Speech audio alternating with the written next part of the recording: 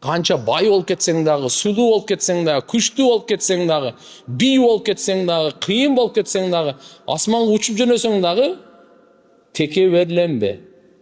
Биздин баарыбыздын акыйкатыбыз топурак. Бир топурактан жаралганбыз. Атанын белинен бир жолу чыкканбыз, эненин жатынан экинчи жолу чыкканбыз.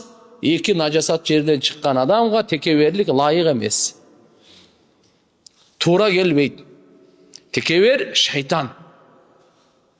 Шайтан. Текеберликтин себебинен бейиштен ажыраган. Текеберлиги буну дозокко таштаган. Ким текебер болсо? Шайтандын аскерлери. Шайтандын достору, шайтандын аркасынан ээрчи тургандар. Ошон үчүн биз туугандар текеберлик менен күрөшүүнүн аты жихад. Өзүбүздүн напсыбыз менен жихад кылуу бул эң чоң жихад болот туугандар. Мен дагы күрөшөйүн, сиз дагы күрөшүңүз, текеберликти жок кылайлы.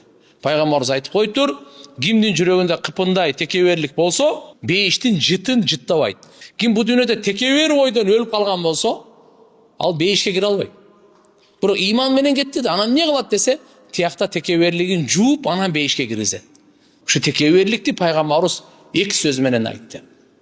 Адамдарды кемсинтүү, өзүнөн төмөн көрүү, өзүнүн боюн көтөрүү да. Койчу, өзүнө теңине албайт да. Кимсиң сен, койчу сени. Мына текебер мына. Адамдарды өзүнөн төмөн санайт. Өзүн жогору сезет. Ушунун аты текеберлик.